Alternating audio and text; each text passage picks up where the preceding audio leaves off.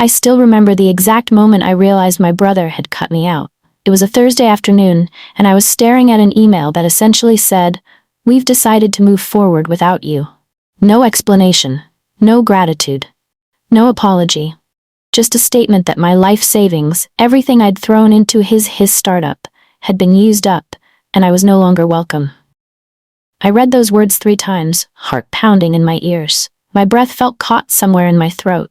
A dull roar filled my head as I remembered the late-night brainstorming sessions, all the times I'd believed in him so fiercely that I'd convinced myself any temporary setback was just a stepping stone to success.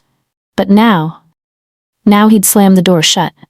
My brother, my own flesh and blood, had turned around and shoved me out of a company I'd poured my soul into building. It wasn't just about the money, though I'd nearly emptied my accounts. It was the principle, the promise. My hand shook as I gripped my phone, desperate to call him and demand answers. Yet a tiny voice in my head said, "Wait." That second of hesitation would change everything. Because in that moment, I knew I wanted payback.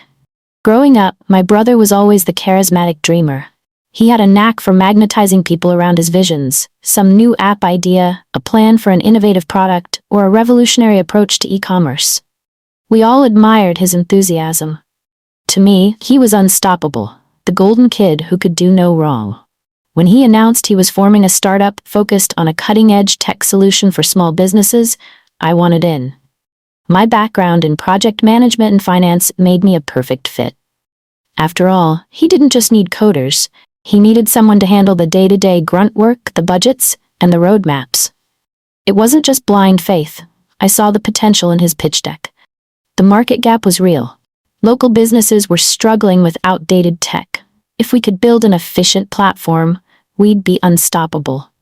Investors were intrigued. We had a promising prototype. Even Mom and Dad invested a little. So when my brother whispered, "We're going to change the world, and we'll do it together," I believed him. It felt like fate, siblings joining forces to build something greater than both of us.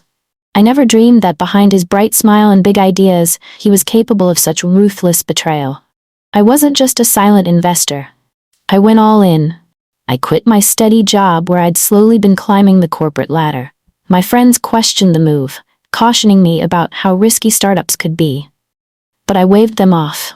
I trusted my brother with my life. Every last cent of my savings went into the initial development. I sold my old car and downgraded to an ancient hatchback just to cover more software licensing fees. My credit cards bloomed with dangerously high balances as I paid for marketing materials, domain names, and membership at a tech incubator. Days blurred into nights in the tiny co-working space we'd rented. I clocked 16-hour days, fueled by instant noodles and cheap coffee. My brother and I would pass out on the threadbare couches only to wake up and jump right back into debugging code, refining presentations, or chasing new leads. I let go of dinners out, weekends off, and any semblance of a social life. My old college buddies joked that they'd put my face on a milk carton because I was missing in action. But to me, this was dedication. Sacrifice today, reap rewards tomorrow. Or so I thought. In hindsight, the warning signs were there. Small, almost innocuous moments that hinted my brother might not be the partner I believed him to be. For instance, he'd sometimes forget to CC me on important investor emails. If I confronted him, he'd shrug and say it was an oversight. Then there was the matter of the project timeline. He kept promising new features by unrealistic deadlines. When I'd raise concerns, he'd dismiss me with a wave of his hand. I chalked it up to his ambition rather than deception. But the most telling sign came when a potential angel investor asked me how many shares I held. My brother quickly jumped in to say, "Oh, we're still finalizing the equity splits." That was odd because I thought we'd agreed I'd have a substantial stake given my financial contributions. Every time I tried to pin down official paperwork, my brother gave me excuses. The lawyers are reviewing it, or we're revising the term sheet. It felt off. Yet I told myself we were family. There was no need to question his integrity. That was my greatest mistake, trusting someone just because of shared blood. I first suspected something was wrong when our project management software locked me out. At first, I thought it was a glitch. I'd made sure all subscriptions were up to date. I emailed the support team, They replied that the account administrator had removed my access. Then came the fateful email. It was from the newly formed HR department, a team of contractors I'd never even met. The message was clinical, stating that I was no longer required, and ownership details would be settled in due course. I scrambled to reach my brother's cell, but he didn't pick up. Panicked, I drove to the office. The security guard, someone I'd known for months, looked uncomfortable and said I wasn't listed on the authorized entry list anymore. He apologized but didn't let me in. Standing in the parking lot with the sun beating down on me, I felt an icy chill. My heart hammered as reality sank in. I was officially cut out of the business I'd helped create from scratch. Even more terrifying was the realization I might have no legal proof of my ownership. Just a few vague emails and a handshake with my own brother.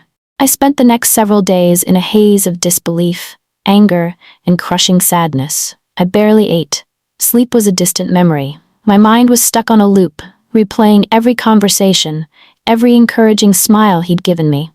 The sting of betrayal felt physical, like a knife twisting in my gut. A part of me kept thinking, this can't be real. He'll call and say it's all a big misunderstanding. But days passed without a single word from him.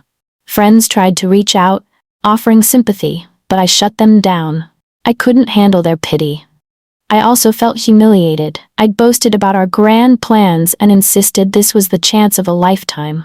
Now I looked like a fool who'd fallen for a con. The worst part was that it wasn't just anybody. It was my own brother. I paced my tiny apartment, the one I'd downsized to, counting the money I had left. It wasn't much, and my credit card bills were coming in fast. The dread in my chest told me that I stood on the edge of a financial and emotional abyss. And yet, amid the despair, a slow-burning anger began to take root. Unable to bear the silence, I decided to confront him. I drove to his new office building. Apparently, the startup had upgraded to a sleek downtown location, while I was kept in the dark. At the reception, I stated my name confidently. The receptionist looked flustered and checked with someone on the phone. After a moment, she handed me a badge, but her expression suggested she'd been warned about me. I rode the elevator up to the 14th floor, heart pounding. When I reached his office, he was there, dressed in a crisp suit, half reviewing slides with two associates I didn't recognize. He spared me a quick glance before motioning for the others to leave. No hugs, no apologies, just an icy stare. "Why are you here?" he asked, voice measured. I launched into a torrent of questions. Why was I cut out? Where was my ownership stake? Didn't our agreement mean anything? He barely let me finish before raising a hand to silence me. "We'll settle your input financially. You should have read the fine print. Now I'm busy."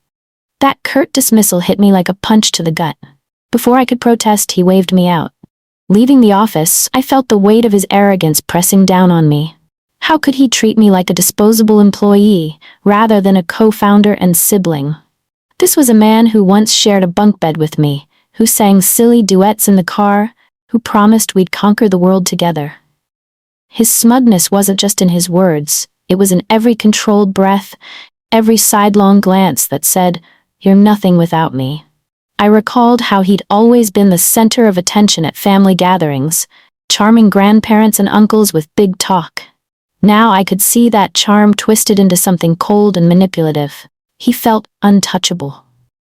Investors were lining up for the next funding round. I'd seen the documents that projected massive growth. All his success was built on my labor, my savings, my nights spent fine-tuning the platform. And now, he acted like I was a nobody who hadn't contributed. As I walked to my car, my rage grew. Yet I also felt an ember of determination. If he thought I would vanish quietly, he was mistaken. Every step I took reminded me I needed justice, or at least some measure of satisfaction. Back in my cramped apartment, I sat in front of my laptop, determined not to let him win so easily. My emotions churned, grief, humiliation, and a slow-building fury. But anger without a plan would accomplish nothing. I needed a strategy. First, I re-examined every email, text, and contract I'd saved over the months. I searched for any clue that might give me leverage. It was depressing to see that most of our agreements were verbal or only vaguely referenced via email threads. Still, I had some evidence of my financial contributions, bank statements showing payments to the startup's accounts and receipts for software licenses. Next, I wrote down a list of potential resources, people who'd witnessed my involvement, ex-colleagues who could attest to my role. My parents might be too emotionally conflicted to back me, but there had to be others who saw what I did. It dawned on me that a direct legal fight would be expensive. My funds were running dangerously low. But if my brother believed he'd destroyed me, he was wrong. I had no intention of rolling over.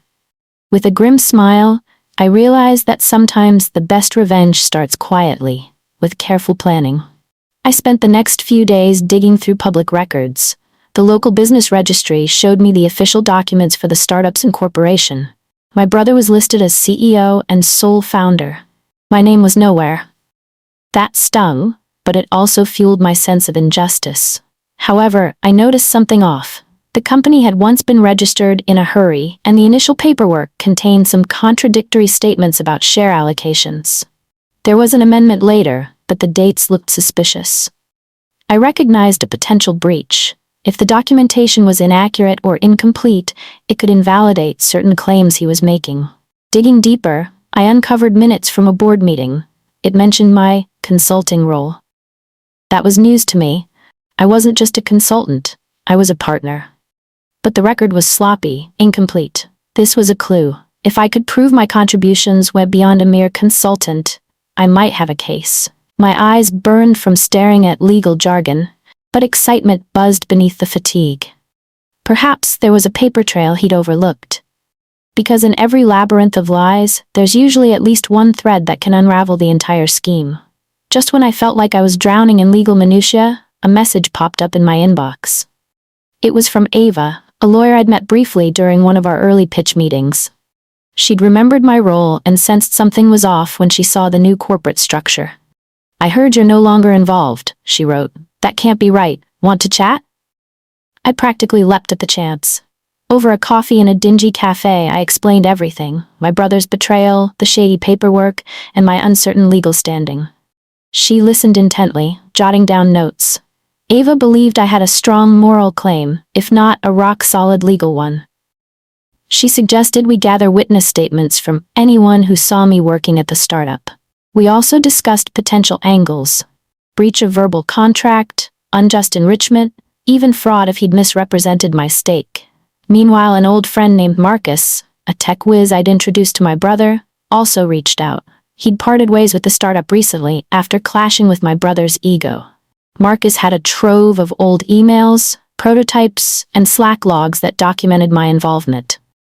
For the first time in weeks, I felt the stirrings of hope. With Ava's guidance, I filed a preliminary complaint, a move that would at least put my brother on notice. It was a baby step toward justice, but it felt like a win. A first punch thrown in a fight I was determined not to lose. Marcus came through in a big way. He dug up old Slack conversations where my brother explicitly referred to me as a partner. There were references to splitting equity, to me funding essential software tools. Even jokes about how I was footing the bill for the pizza nights. Those jokes might now serve as evidence. Energized, I channeled my frustration into building a detailed timeline, day by day, of all the tasks I'd completed. From designing our initial roadmap to scheduling pitch meetings, it was all there in black and white. The volume of work I'd done was staggering. It reminded me that I wasn't just some bystander. I'd been integral to the company's very foundation. During those nights, I felt a flicker of pride. Yes, my brother had tried to erase my contributions, but he couldn't erase the truth. My story was on the verge of coming to light, and each small victory tasted sweeter than any startup success had before. Word got around fast that I was challenging the startup's leadership. A few investors, spooked by potential legal troubles, started asking questions. My brother likely felt the heat because he had his assistant call me. She was polite but insistent. Could we meet to discuss a settlement? I laughed at the irony. Suddenly, I was worth talking to. But if he thought I'd crumble at the first sign of a settlement, he had another thing coming. I told her I'd consider a discussion, but only on my terms. Around the same time, I discovered that my brother had posted a job listing for a financial director. The position I'd basically been filling all along. He was trying to rebrand and legitimize his operation now that new funds were pouring in. Each new move he made seemed aimed at solidifying his claim to the throne, discrediting mine. Lawyers representing him sent me a cease and desist letter, threatening action if I continued to disparage the company. My hands trembled reading it, but my resolve hardened. The tension was becoming unbearable. Friends told me to back down, that it was too big a fight, but every attempt to bully me only further ignited my determination. Legal routes alone wouldn't guarantee the outcome I wanted. My brother was cunning, and if he found a way to settle on his own terms, I could still walk away empty-handed. Or with a pittance that didn't even come close to compensating my investment. So I started strategizing beyond the courtroom. If the entire concept and core of the product were in part my creation, who else could help confirm that? I emailed old beta testers, the small business owners we'd approached in the beginning. I reminded them how I personally had walked them through our prototypes, collecting feedback. I also tapped my broader network. I knew a few reporters at tech blogs who loved a juicy startup scandal. Nothing too heavy-handed, just a few hints dropped that the hot new startup might have skeletons in its closet. If my brother tried to spin a narrative that he was the sole genius behind the platform, I wanted people ready to question it. Meanwhile, Ava and I drafted a more robust complaint, integrating all the evidence Marcus had found. My plan wasn't just to get a fair settlement. I wanted to expose him for who he really was. And if that meant a public takedown, so be it. We finally arranged a meeting at a neutral location, one of those posh hotel conference rooms where the air smells faintly of perfume and fresh coffee. My brother arrived with 2 lawyers, impeccably dressed and radiating confidence. I brought Ava, armed with files of evidence, and a calm demeanor that masked my trembling nerves. He opened with a smug monologue, how the company had grown, how integral he was to its success, and how my complaints were a distraction. Then came the offer, a small sum of money, a consolation prize, basically. I let him finish before I responded quietly but firmly that I wasn't there to beg. I was there to get what I was owed. I laid out our documentation, Slack logs, emails, outlines of my contributions. Ava explained each point. I saw a flicker of annoyance cross my brother's face, though he tried to hide it. "Look," he finally said, leaning back in his chair, "this can all go away if you accept our terms." I locked eyes with him. "I'm not disappearing that easily. The world is going to know the truth." His lips thinned. For the first time, I felt the balance of power start to shift. Just as the tension reached a peak, an unexpected visitor entered the conference room. Marcus. My brother's lawyers protested, but Ava had cleared it. This was part of our negotiation team.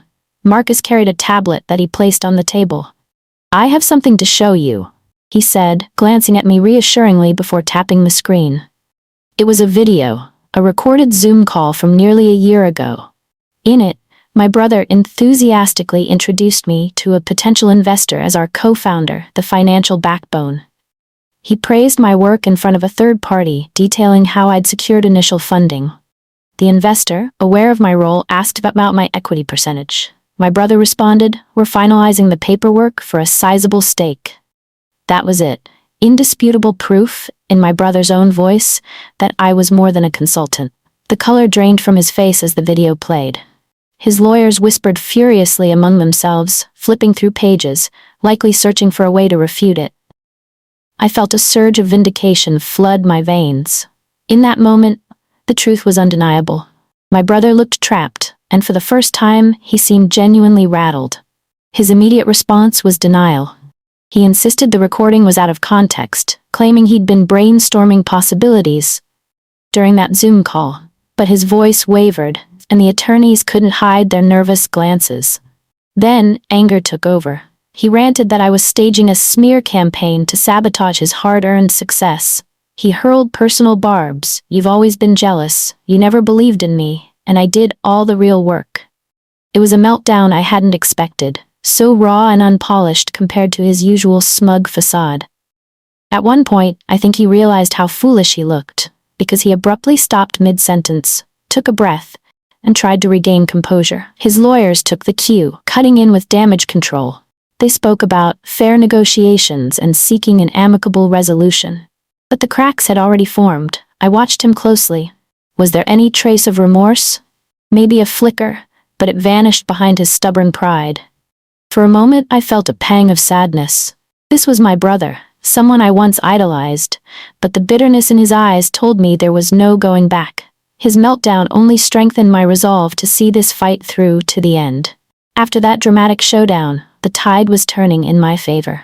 Word spread among key investors that there was a significant dispute over the company's origins and ownership.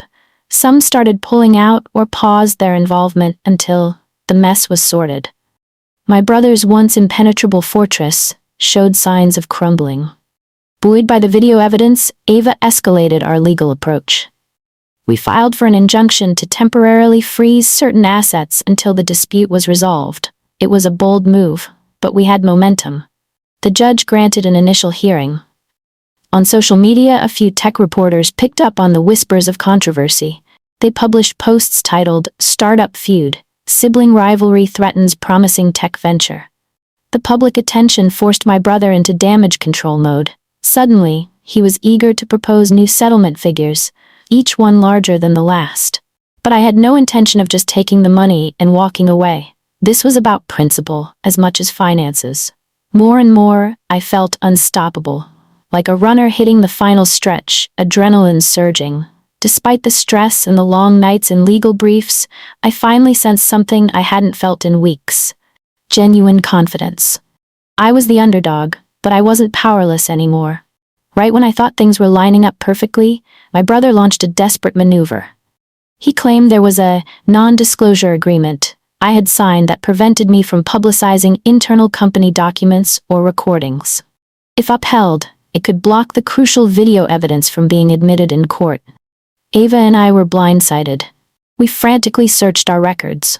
I'd signed various forms during the startup's early days, some typical confidentiality agreements meant to protect IP. But had I signed something that would specifically gag me from proving my role?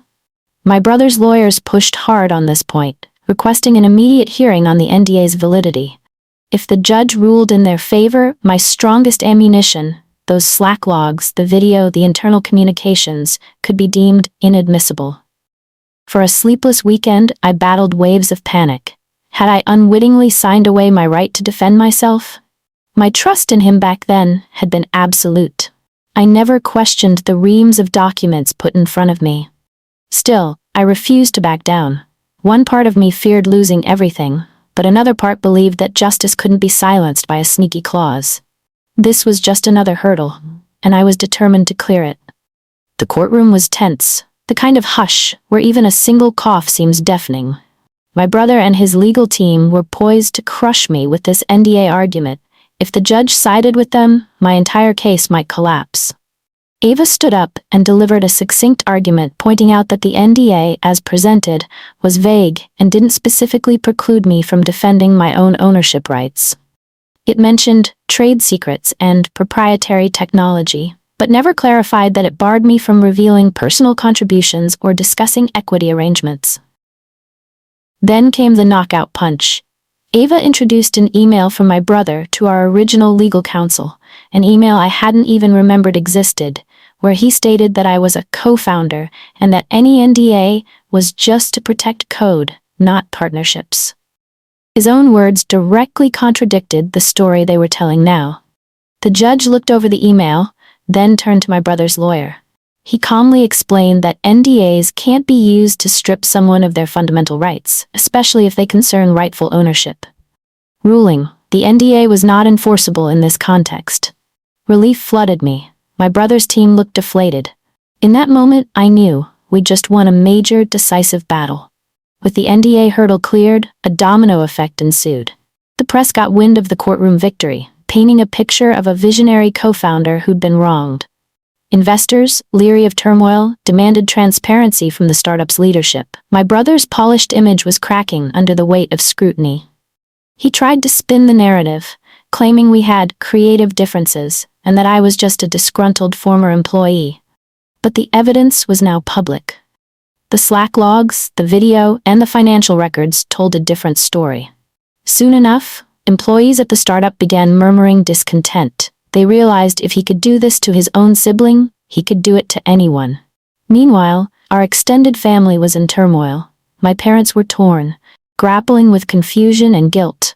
Friends and acquaintances I hadn't spoken to in years reached out, offering moral support.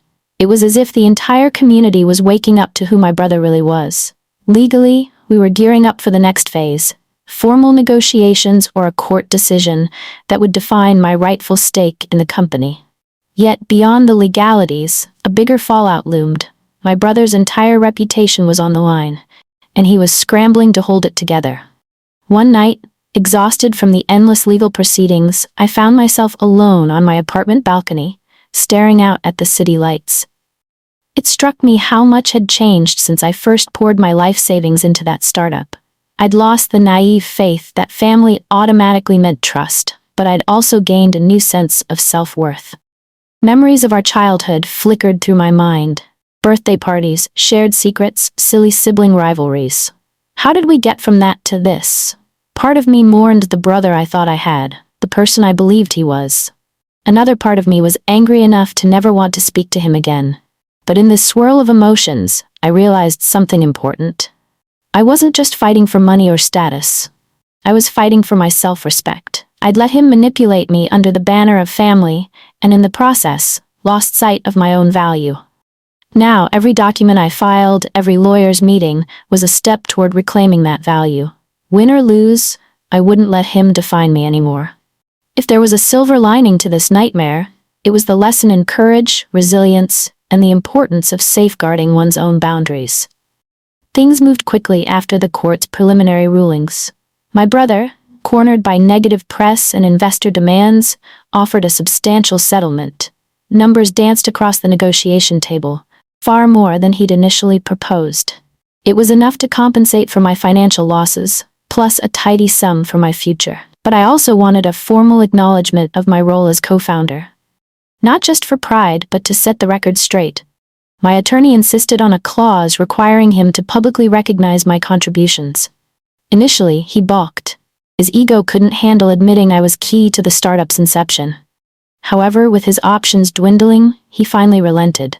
It felt surreal to watch him, a man who'd cut me out so ruthlessly, now forced to hand back the credit and finances he'd stolen. Simultaneously, I started fielding job offers and new business ideas. People saw my grit and experience. Even if I chose not to stay at the startup, I'd clearly proven my mettle. For the first time in ages, I felt like I had options, real control over what I did next. The settlement was a milestone, but it wasn't the end. There was still one last piece: confronting my brother face to face, without lawyers or cameras present. My brother and I met in a small conference room at our parents' request. They hoped for some semblance of reconciliation.